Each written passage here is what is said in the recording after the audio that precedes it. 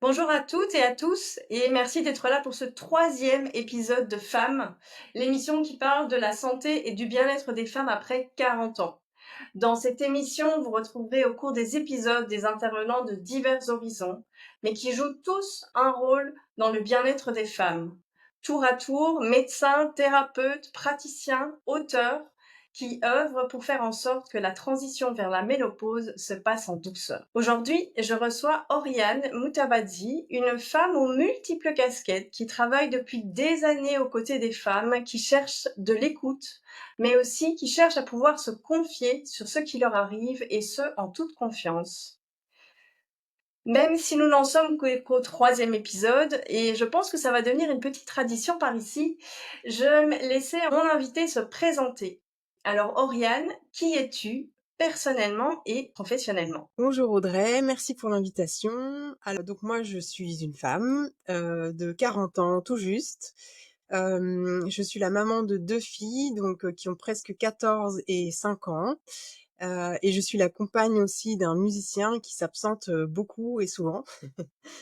Je le mentionne parce que ça fait partie de notre organisation et ça joue quand même, c'est un petit challenge. Professionnellement, je suis ergothérapeute depuis 2008 et j'ai, toutes ces années-là d'expérience en pédiatrie auprès d'enfants porteurs de troubles des apprentissages ou de handicaps, plus lourds. Et puis j'ai toujours été attirée et fascinée, alors quand je dis toujours, c'est depuis mes 11 ans, par les soins dans l'invisible.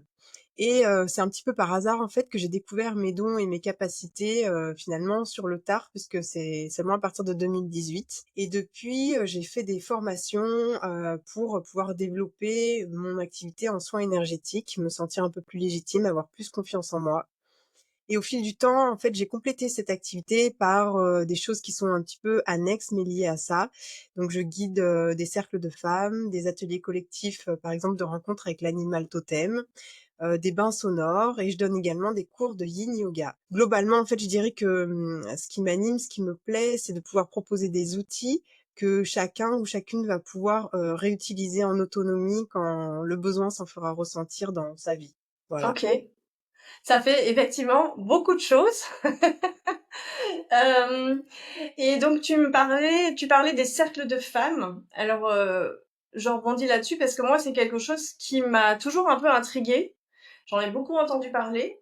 J'ai l'impression de ce que j'entends de personnes, enfin de femmes en tout cas, qui ont déjà assisté, que c'est quelque chose de très bénéfique. Mais par contre, je sais pas, moi personnellement, ce que c'est ni ce qu'on y fait dans ces cercles de femmes. Alors les cercles de femmes, moi je dirais qu'il y a autant de cercles de femmes que de facilitatrices. Donc les facilitatrices, c'est les personnes comme moi qui organisent et qui guident et qui animent. Donc voilà, il y a autant de contenus, différents que de personnes, je pense. Donc il y a des cercles de femmes qui vont être plus, des cercles de parole exclusivement avec un thème, par exemple une parole libre. Ça, c'est ce que je sais qui existe. Moi, je vais parler aujourd'hui, des cercles que je guide moi. Donc comme j'ai une formation initiale de thérapeute paramédicale, moi, ma visée, elle est toujours thérapeutique, même si, ça s'appelle pas cercle de femmes, thérapeutiques. Ah, mais je construis des cercles, comme on peut construire des groupes dans le paramédical, donc avec une structure, un cadre bien précis. Et donc, j'ai commencé à mettre ça en place, en 2021 dans mon petit village en Provence. Je te cache pas que c'était un petit peu, difficile au début, un petit peu une révolution, parce que, aux yeux du grand public au départ, pour les personnes qui n'en avaient jamais entendu parler, voilà, il y avait beaucoup d'imaginaire, hein, qui se mettait en place et beaucoup de préjugés, d'a priori, donc ça a été pas forcément évident à véhiculer au départ. Mais par contre, j'ai eu tout de suite vraiment des femmes qui ont, accroché, des femmes des environs qui ont adhéré, qui sont venues, qui sont revenues. Alors moi, je guide 2 types de cercles de femmes, 2 cercles de femmes différents, en fait, donc dans mon village, en Provence. Donc il y a un cercle qui est basé sur le livre Les 13 mères originelles de Jamie Sams. Donc c'est un livre de contes de sagesse amérindienne. C'est des contes qui ont été, transmis de génération en génération, de femme en femme, oralement et qui ont été mis par écrit seulement en 96 par Jamie Sams, qui avait déjà elle-même cheminé presque 20 ans avec ces contes. Et c'est des contes dans lesquels on va retrouver plutôt des facettes, internes, des facettes de personnalité, que chaque femme peut avoir en elle ou que chaque femme peut développer en elle. Donc là, c'est un cercle de femmes qui est plutôt introspectif, vraiment liées à, comment se connaître mieux en fait, et se découvrir mieux.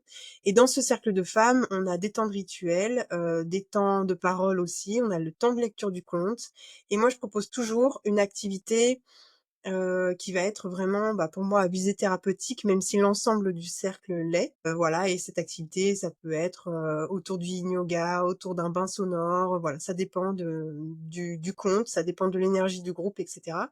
Ce cercle-là, je l'ai voulu de façon, comme on appelle groupe fermé, c'est-à-dire que les femmes qui commencent le cycle en janvier vont jusqu'au bout du cycle, donc sur 13 lunes et on ne peut pas intégrer, le cercle en cours d'année.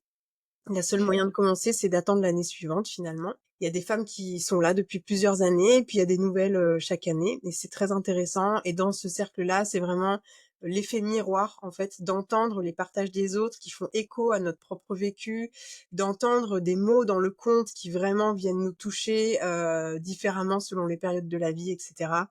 C'est vraiment ça qui est, finalement thérapeutique dans ce cercle-là. Et l'autre cercle que je guide, c'est un cercle ouvert, donc pour le coup, il n'y a pas, de régularité dans les personnes présentes, d'une fois sur l'autre. Et celui-ci, je l'ai appelé les saisons de la femme. Et celui-ci, donc il y en a un par saison, donc un par trimestre. On va plutôt s'intéresser aux aspects du cycle menstruel de la femme et aussi des différents cycles de la vie. Dans le cycle menstruel, il y a, 4 phases différentes et on va parler de ces 4 phases, de leurs, effets, leurs implications dans le corps, dans la vie et on va les relier à 4 grandes étapes, hein, de la vie, de la femme. Jeune fille, femme mature, puis femme âgée et voilà, on va parler de ça. Donc moi là, je fais un apport théorique, il y a aussi un temps de partage et puis il y a aussi des pratiques, qui sont adaptées vraiment à, cette saison-là de la femme, donc à cette période-là du cycle ou à cette période-là de la vie et voilà, des échanges à propos de ça et on se rend compte que c'est hyper intéressant parce que, déjà, il y a pas mal de femmes qui connaissent pas vraiment le fonctionnement de leur corps biologique et donc ça c'est des choses qui sont survolées au collège et ensuite on n'en parle plus trop et donc c'est intéressant, chacune, voilà, va pouvoir s'approprier, refaire connaissance avec son propre fonctionnement physique, physiologique, aussi avec des dysfonctionnements et puis, avec, les différentes étapes de la vie et là, il y a des vrais échos justement avec, des femmes, qui peuvent partager des choses à propos, de leur préménopause ou de la ménopause qui vont, intéresser des plus jeunes et cetera. Voilà, c'est hyper enrichissant en fait. Oui, donc c'est vraiment enfin, c'est un vrai moment d'échange avec, différentes générations aussi de femmes qui peuvent s'apporter, des informations et partager aussi leur vécu et leurs ressentis. Hem et parce que tu parlais d'amener une vision aussi qui est thérapeutique, parce que finalement, c'est 2 choses qui s'opposent assez fort, hein, le côté thérapeutique et le côté énergétique. Ouais, mais ils peuvent aussi bien sûr se compléter. Donc sur papier, on a plutôt l'impression qu'ils s'opposent. Mais est-ce que c'est du coup ces cercles de femmes, ils apportent des choses particulières au niveau, de leur santé, de leur bien-être, et plus particulièrement justement donc cette phase de la vie, dont on s'intéresse, ici dans cette émission, au niveau de la préménopause et de la ménopause? Alors, oui, moi j'aime toujours bien quand les choses elles se rejoignent au niveau, du coup, on va dire très physiologique et énergétique. Pour moi, c'est vraiment voilà, les choses viennent se compléter les unes les autres et ça fait un petit peu comme des tiroirs où pour moi ça se répond et je trouve que ça vient vraiment en corrélation et dans ces cercles, effectivement, voilà, tu parlais de l'intergénérationnel, c'est hyper, intéressant, c'est passionnant, c'est vraiment ce qui nous fait a avancer et on se rend compte que, voilà, là, il y a différents, partages avec différents, niveaux, différents, comment dire? Organisations de vie selon les âges. Donc venir dans un cercle de femmes, c'est déjà, s'accorder, voilà, la possibilité de le faire et quand on a une vie, trépidante, quand on travaille, quand on est mère de famille, quand on a des tâches ménagères à gérer, quand on a une charge mentale plus ou moins importante selon, voilà, selon le contexte. Quand on a, des rythmes de vie qui sont, quotidiennement finalement pas adaptés aux différentes temporalités du corps de la femme, ce que je veux dire par là, c'est qu'on est censé travailler dans notre société exactement pareil, quel que soit le moment du cycle, quelle que soit la période de la vie. Les seuls temps de pause réellement accordés, c'est les temps, liés à la grossesse et à l'accouchement et encore, voilà, c'est pas des temps trop, trop longs, hein. Il faudrait quand même pas, rester en C'est ce que j'allais te dire, c'est et donc voilà, ces temps, finalement de pause que les femmes peuvent s'accorder pour ces moments, de cercle de femmes, ça va être des temps véritablement où la place est faite pour l'introspection, pour la détente, pour le ralentissement, et donc ça va permettre de renforcer le lien qu'elles ont déjà avec elles-mêmes et puis, des liens avec d'autres femmes, ce qu'on appelle, en fait, la sororité. Parfois ça va passer par le corps, parfois ça va passer par la créativité selon les différents médias ou supports que je vais proposer.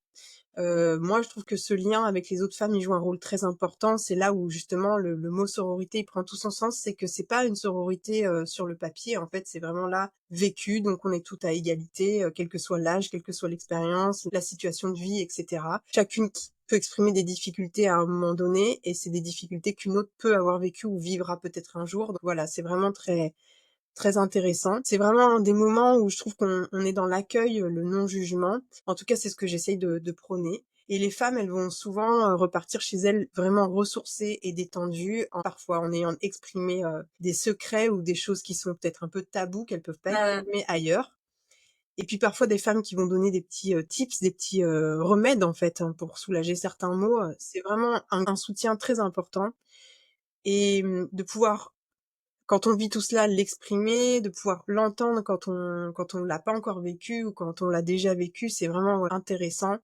d'avoir, de recevoir une écoute pour tout ça, de recevoir parfois des conseils, du soutien, dans un cadre où moi j'essaie toujours vraiment de mettre tous ces changements-là à l'honneur et de les mettre vraiment comme de leur permettre de le voir comme une richesse, comme un cadeau, plutôt que comme un fléau ou un fardeau. C'est souvent, voilà, les images un peu qu'on a de ces périodes-là et ça fait j'ai l'impression que ça leur fait vraiment aussi du bien.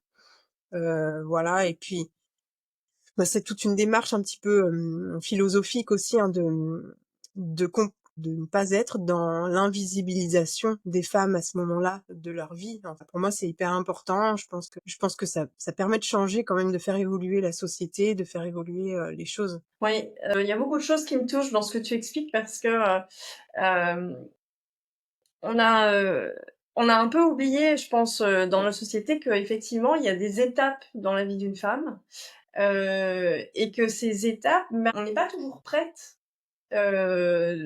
à les vivre où on n'a pas été préparé, que ce soit, je disais je parlais de la grossesse et l'accouchement, bah, il y a tout un tas de choses, voilà, oui, on est contente, on a un bébé, mais oui, mais et puis après, voilà, il y a beaucoup de choses qui changent malgré tout et quand on arrive dans cette phase de préménopause, alors là, en termes de préparation, en général, il y a rien du tout. J'en parlais récemment où je disais, bah, il y a enfin, moi, il y a ma mère, elle s'est pas assise à côté de moi un jour en me disant: «Écoute ma fille, tu es arrivée à 40 ans, il faudrait que je t'explique. Il y a une période qui s'appelle la préménopause, il risque de t'arriver ça, ça, ça et ça.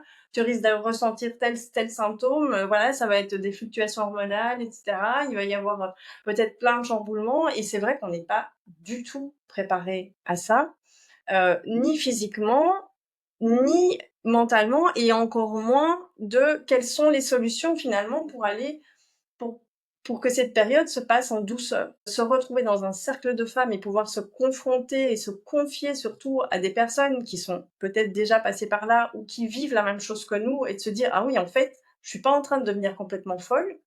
Peut-être que ce que je ressens, il y a pas que moi qui le ressens».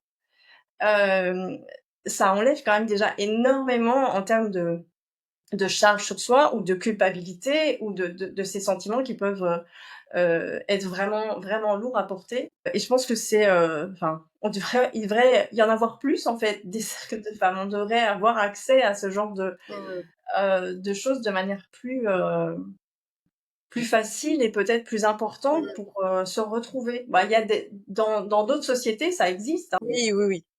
Oui, oui. Moi, j'ai rien inventé, en fait, hein. C'est vrai que je te rejoins complètement sur le fait que c'est quelque chose qu'on a oublié dans nos sociétés et qu'on a mis de côté parce que le travail, des femmes prend plus de place.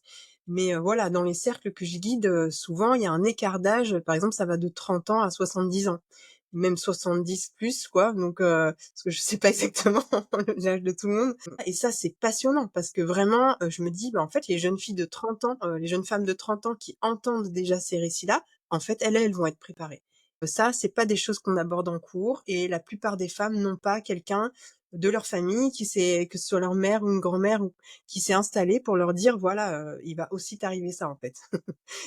C'est vraiment une période de transition, Mmh. hem oui et surtout chaque femme le vit de manière très, très différente. Il y a des femmes qui ont zéro symptôme, qui du jour au lendemain, elles ont plus de règles et puis, voilà, c'est ménopause, OK. Hem et puis, il y a, bah, moi j'en fais partie, je peux en parler, je me cache pas du tout là-dessus. À 42 ans, ça a été, la grosse douche froide. J'ai commencé à avoir, des insomnies hyper importantes, des sautes d'humeur, des crises de rage, des trucs, mais je me reconnaissais pas et je me suis vraiment dit j'ai dit à mon mari, je me rappelle très bien: «Je pense que je deviens folle». Alors que je suis quand même enfin, je fais de la nutrition fonctionnelle, je suis dans le milieu, et cetera. Mais on n'en parle tellement pas, finalement, de cette préménopause et de cette ménopause que même dans mon domaine de compétences, après avoir compris que c'était ça, j'ai dû me spécialiser, en fait. Parce que même dans les études que j'avais faites, c'est un sujet qu'on aborde, mais enfin, c'est rien par rapport en termes de contenu, par rapport à ce qu'on étudie et c'est vraiment quelque chose qu'on met sur le côté. Voilà et les hormones de manière générale aussi, hein. Bon, la biologie, c'est quelque chose qui est toujours un peu, vite fait, bien fait, et au final, chez nous les femmes, le système endocrinien, il est quand même très, très important. Eh oui. Il est très pointu en termes de fonctionnement, et donc oui, je pense que c'est pour ça que je fais cette émission aussi, parce que j'ai envie qu'on puisse en parler et qu'on puisse mettre ça en avant.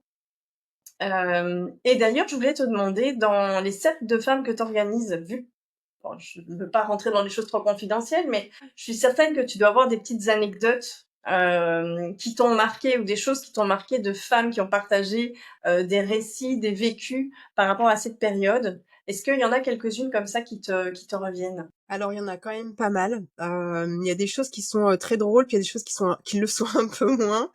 Mais, par exemple, je me souviens alors je vais donner des pseudos, hein, comme ça, voilà, je reste quand même dans la confidentialité, puis je donnerai pas de détails, mais voilà, il y a une femme que je vais appeler Maryse, qui s'est fait, qui a qui sur son à sa demande, hein, qui, a fait pratiquer, sur elle-même une hystérectomie parce qu'elle ne supportait pas du tout les symptômes, de la préménopause. Alors, donc soit, mais, en fait, c'est à un de mes cercles de femmes qu'elle a découvert que le cycle menstruel féminin comportait 4 phases différentes et que chacune correspondait à un état hormonal différent, à un cycle de vie de la femme différent.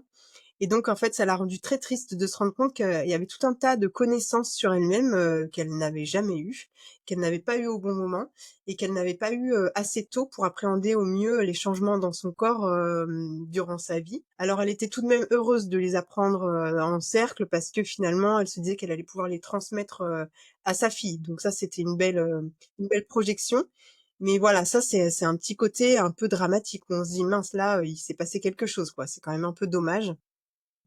Je me souviens d'une autre femme, donc on va l'appeler Stéphanie, qui racontait qu'en fait elle, transpirait tellement la nuit qu'elle était obligée de changer plusieurs fois dans la nuit de pyjama, donc bon, son sommeil, c'était catastrophique évidemment et elle avait surtout très, très, très honte d'en parler autour d'elle, donc voilà, elle en avait jamais parlé à personne et là, elle en a parlé, pendant le cercle et elle a découvert, dans le cercle qu'elle était pas seule à vivre, ce phénomène. Alors qu'en fait, c'est quelque chose dans les symptômes dont on peut parler pour la préménopause ou la ménopause qui dont elle n'avait jamais entendu, parler. Voilà, je pense aussi à une troisième, donc on va l'appeler, Cindy, qui en fait a eu, comment dire, une baisse, importante une chute libre de sa libido au moment de la préménopause et donc en fait qui elle s'est, retrouvée, enfin s'est mise à se forcer à avoir des relations sexuelles avec son conjoint de l'époque, son mari et en fait, ni elle ni son mari ne comprenaient ce qui se passait, mais lui avait du mal à supporter la situation et donc elle cédait un peu sous la pression et en fait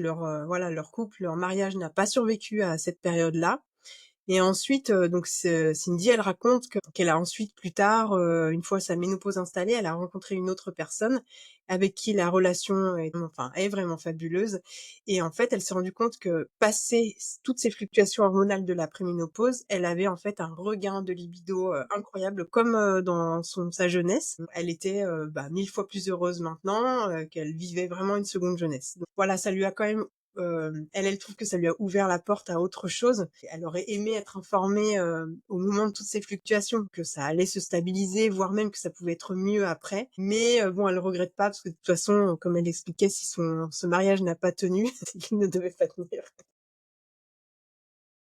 Voilà, Il y avait peut-être, effectivement quelque chose d'autre, voilà. au-delà, du manque de libido. Mais c'est clair que tout ce que tu mentionnes là, hein, les problèmes de sueur nocturne, la baisse de libido, le fait de pas se connaître et de pas connaître les différentes phases et les différentes, parties du cycle, bah, enfin, je pense que c'est la réalité d'énormément de femmes. Mais c'est vrai que ça reste des informations, ben, voilà, qui sont pas, à la portée de tout un chacun.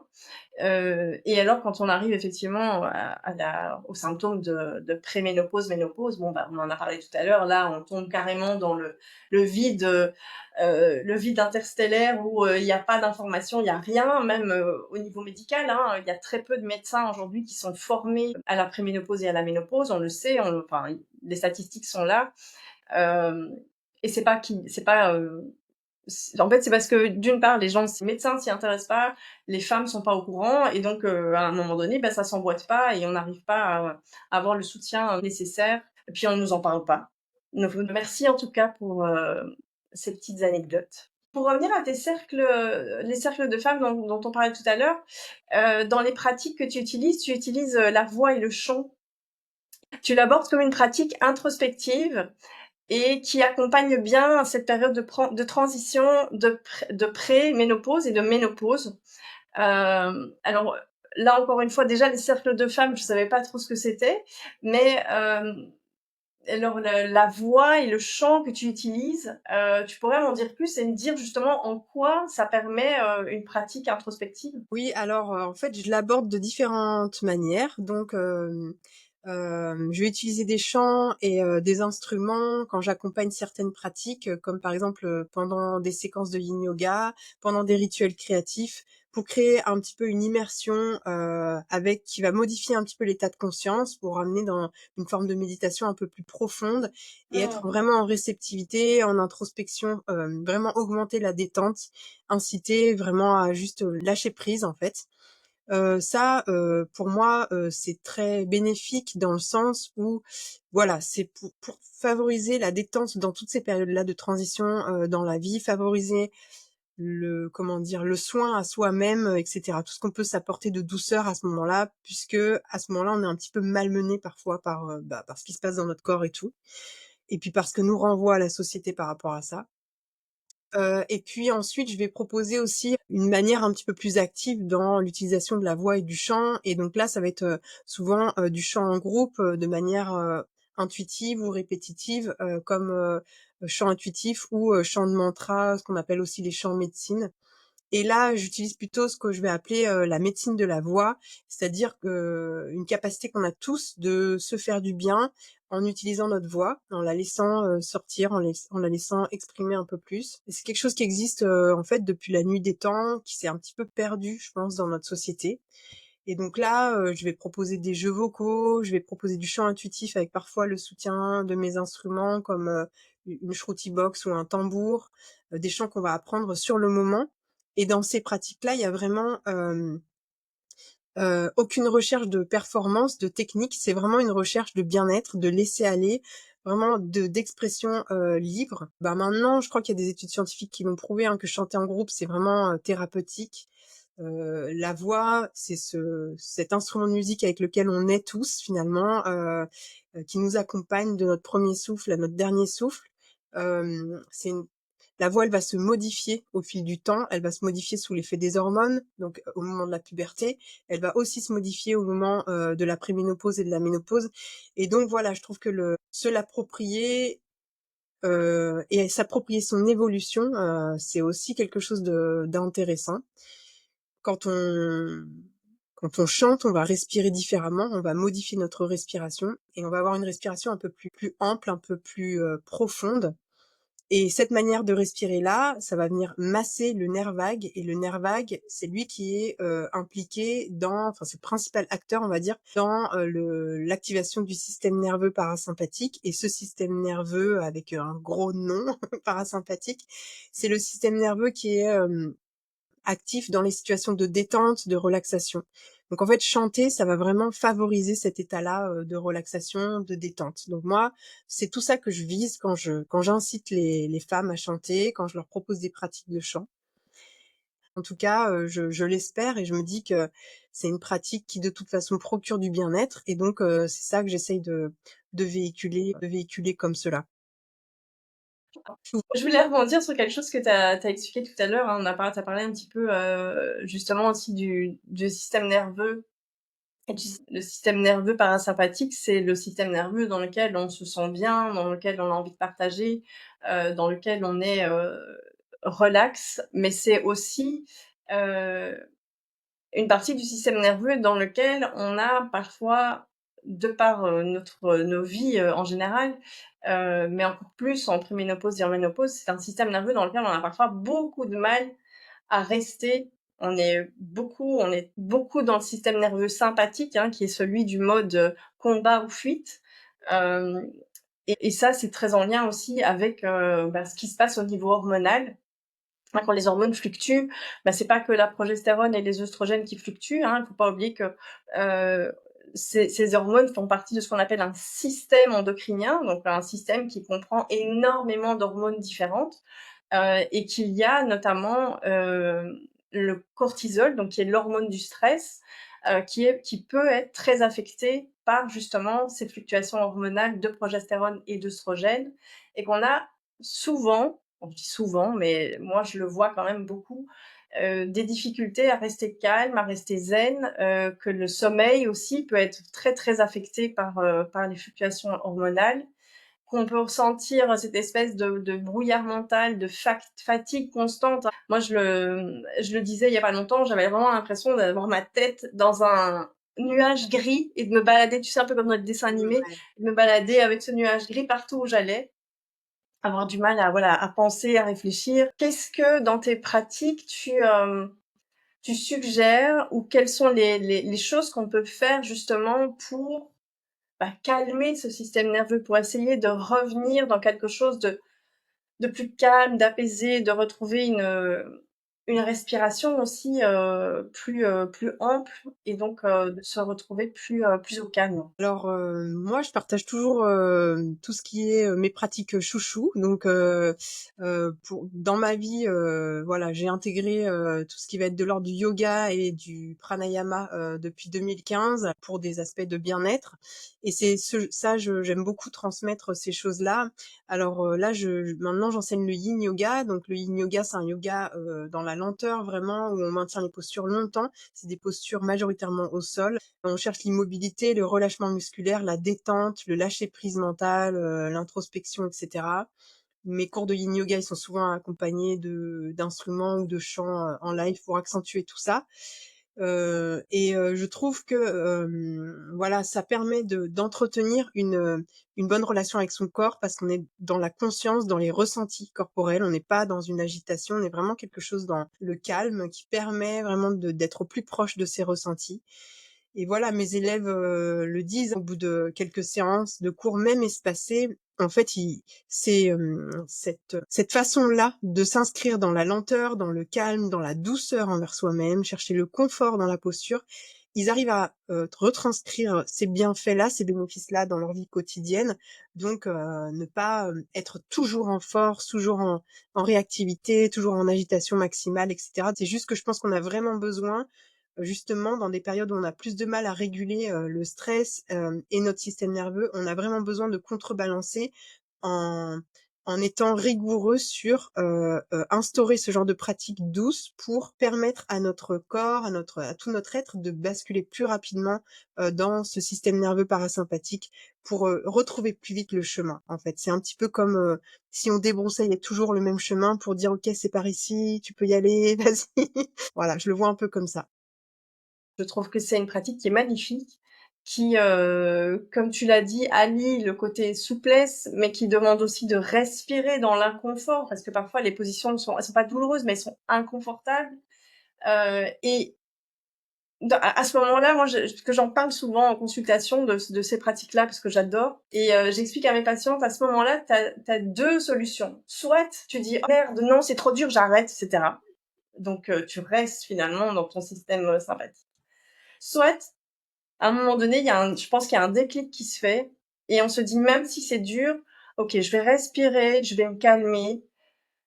Et en fait, on voit très rapidement que dès qu'on rentre là-dedans et qu'on respire dans la position et dans la posture, ben tout se relâche automatiquement et on sent vraiment que les muscles sont en train de s'étirer, qu'on retrouve de la souplesse. Et c'est une pratique qui est extraordinaire et qui a été prouvée par contre scientifiquement. Il y a des études scientifiques qui démontrent l'efficacité du yin yoga, tant au niveau du système nerveux qu'au niveau physique. Et je trouve que c'est vraiment une pratique extraordinaire, euh, qui est parfois aussi très mal connue parce qu'on fait beaucoup de yoga, hein, on connaît tous les yogas un peu physiques, le yoga avec la chaleur, etc. Mais le yin yoga, c'est vrai que c'est pas celui, je pense, qui est le plus connu, mais très sincèrement, en période de préménopause, ménopause, moi, s'il y a un yoga que je dois recommander, c'est celui-là. Ouais, ouais. Ouais, je suis d'accord.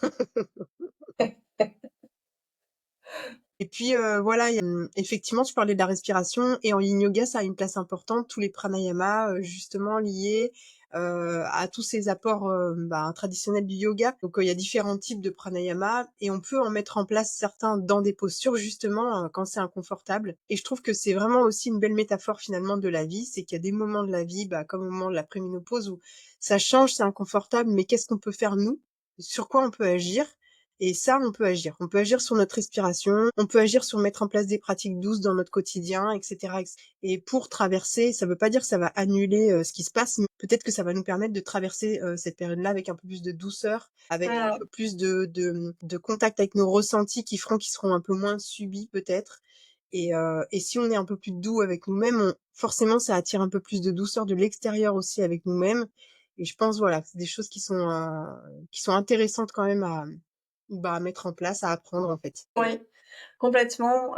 Moi, j'adore en fait le mélange de la douceur, donc qui permet, voilà, de calmer le système nerveux, de s'apaiser dans des moments parfois justement où il y a beaucoup de symptômes, où il y a beaucoup de choses qui se passent, et aussi d'avoir des pratiques de sport. T'en as parlé très brièvement, qui sont peut-être un petit peu plus soutenues, hein. On sait qu'en préménopause et en ménopause, les sports qui sont recommandés, ça va être le renforcement musculaire. Mais travailler le renforcement musculaire aussi, ça permet d'aller parfois se chercher dans ses retranchements et d'aller chercher de l'énergie et d'évacuer aussi certaines choses qui peuvent peser. Euh, et justement, quand on est fort stressé, c'est vraiment mon cas, c'est comme ça que je le ressens. Je sens qu'il y a des moments où j'ai besoin de prendre mes poids et de faire des exercices. Et ce que je ressens derrière, c'est qu'en fait, mes hormones se stabilisent. Et il y a des moments, à contrariori, où j'ai besoin de calme. Et j'ai besoin de faire du yin yoga, j'ai besoin de respirer, etc. Et alterner les deux, en fait, ça permet vraiment d'améliorer beaucoup de choses. Moi, souvent, c'est ce que je transmets à mes élèves, c'est que je pense qu'il faut un peu les deux. Et, donc, et en plus, c'est complémentaire même au niveau physique, physiologique, c'est-à-dire que le yin yoga, tu parlais du relâchement des tissus, ça vient agir en profondeur sur les tissus conjonctifs, donc fascia, tendons, ligaments. On gagne vraiment en mobilité articulaire, mais sans forcer, c'est vraiment des étirements passifs. Et cette mobilité qu'on gagne, eh bien, en fait, elle vient se retranscrire ensuite quand on fait du sport. Et ça permet aussi de compenser, parce que si on fait que du renforcement musculaire, on va être peut-être très tendu et on va peut-être petit à petit perdre un peu en mobilité articulaire si on fait des sports un peu répétitifs. Et là, en fait, on vient vraiment contrebalancer les deux et on permet de garantir voilà une évolution dans le temps, dans l'équilibre en fait. Et c'est hyper intéressant, effectivement. Et je pense que s'écouter, faire aussi selon ses ressentis, selon ce dont on sent qu'on a besoin à ce moment-là, ça peut bien fonctionner, ouais. Est-ce que tu pourrais nous montrer l'un ou l'autre petits exercices faciles à refaire chez soi pour apaiser un peu le système nerveux? Oui, alors je vais me déplacer. Ce que je peux vous montrer, c'est un pranayama, donc une pratique respiratoire qui s'appelle Shitali. Donc c'est un pranayama qui est rafraîchissant, apaisant, calmant. Donc c'est un pranayama qui va pouvoir vraiment aider, par exemple, si on a une bouffée de chaleur dans la journée. Et c'est un pranayama qui peut aussi être utilisé si on a une forte émotion, par exemple si on a un coup de colère, etc. Et d'autres situations, par exemple si on a de l'acidité gastrique, ça peut aider aussi. Vraiment pour rafraîchir le corps, l'esprit. Il y a la façon académique, on va dire, de le pratiquer, c'est de mettre la langue en U, de former une gouttière. Moi, je ne sais pas faire. Donc, quand on ne sait pas faire comme moi, l'autre façon de pratiquer, c'est de venir mettre la pointe de la langue derrière les dents du haut. Il y a une petite bosse, on va venir poser la langue dessus. Et on va inspirer par la bouche avec la langue dans cette position et expirer par le nez. On essaye d'allonger les inspirations et les expirations avec la langue positionnée soit derrière les dents comme ça, donc la langue derrière les dents. Avec les yeux fermés, on peut mettre un minuteur pour pratiquer pendant quelques minutes. 2-3 minutes, ça suffit dans la journée. Et ça permet vraiment de faire redescendre aussi le calme, de s'apaiser, de calmer le système nerveux. C'est vraiment quelque chose qui est plutôt intéressant. Je montre une posture de yin qui peut être vraiment utile aussi pour le système nerveux, donc pour s'apaiser. C'est une posture en ouverture de cœur. Alors, pardon, je change ça comme ça, je mets comme ça. Donc on va venir s'allonger en plaçant un support dans le dos sous la ligne des omoplates. Moi ici j'ai un coussin demi-lune. On peut mettre une brique aussi. On vient la placer sous la ligne des omoplates et on vient s'allonger comme ça dessus. On peut placer les bras derrière la tête, les bras étendus sur les côtés, ou laisser les bras sur le ventre pour être au contact de la respiration. Et ici, ce que je conseille, moi, c'est de mettre une petite musique qui nous plaît bien et de rester 5 minutes dans cette posture.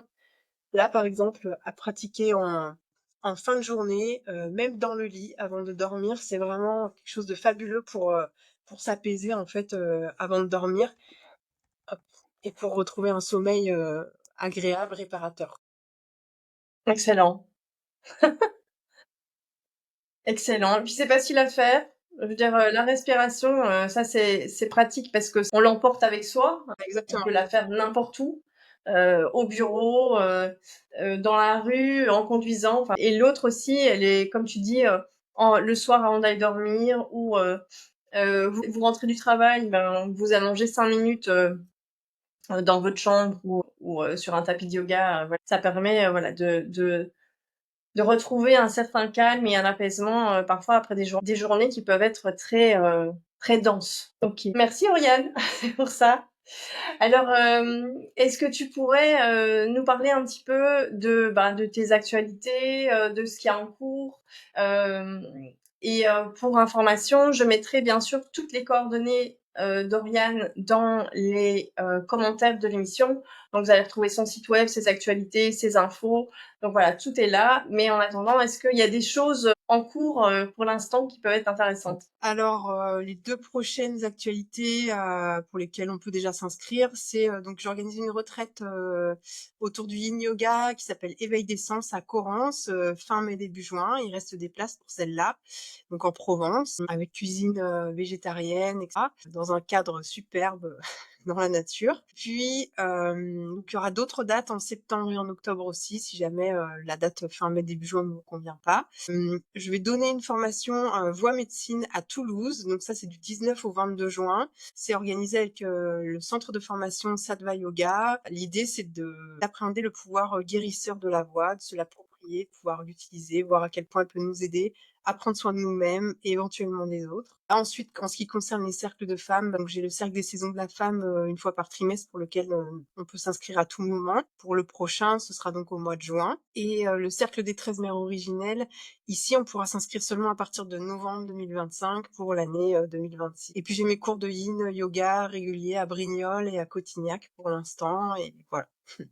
Voilà ce que je peux dire. Et je pense que j'ai dû probablement oublier des choses, mais si tu mets les liens, c'est ça. Avant de nous quitter, Oriane, est-ce que tu souhaiterais ajouter quelque chose? Je veux bien, c'est que j'ai travaillé avec une herboriste qui m'a transmis un petit tip que j'aimerais véhiculer au plus grand nombre. C'est qu'en cas de bouffée de chaleur, au moment de la préménopause et de la ménopause, on peut utiliser une infusion de sauge. Donc il suffit de faire infuser une poignée de feuilles de sauge, la sauge qu'on utilise pour la cuisine, la sauge officinale, Donc nous, en Provence, elles poussent facilement dans les jardins, mais sinon, voilà, ça s'achète aussi en herboristerie. Quelques feuilles, donc c'est-à-dire qu'on fait bouillir, on met les feuilles quand l'eau bout, on éteint le feu et on couvre. On laisse quelques minutes comme ça, ensuite on filtre et on peut boire une gorgée de temps en temps dans la journée ou une tasse complète le matin, selon l'intensité des symptômes, etc. Et ça, apparemment, c'est vraiment miraculeux et je pense que plutôt que de prendre des médicaments, chimiques, eh bien, ça peut être une aide, majeure pour les femmes, donc je voulais quand même, en parler. C'est vraiment, par contre, très déconseillé si jamais on fait de l'hypertension. Donc là, c'est vraiment à proscrire si on fait de l'hypertension, parce que ça peut, augmenter les symptômes.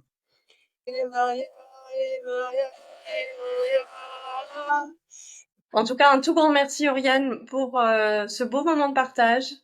Merci beaucoup pour ce que tu fais durant tes cercles de femmes, mais aussi les autres activités, parce que la préménopause et la ménopause sont vraiment des périodes où on peut se sentir disparaître, on peut devenir invisible, on peut changer sans comprendre ce qui nous arrive. Et le fait d'être entre femmes permet de mettre des mots sur nos mots et d'aller de l'avant avec plus de sérénité. Alors merci de prendre soin de nous. Et pour toutes celles qui souhaitent donc en savoir plus sur Oriane, je remettrai ses coordonnées et ses actualités dans les notes de l'émission. Je vous dis tous à très bientôt et d'ici là, prenez bien soin de vous. Merci Audrey.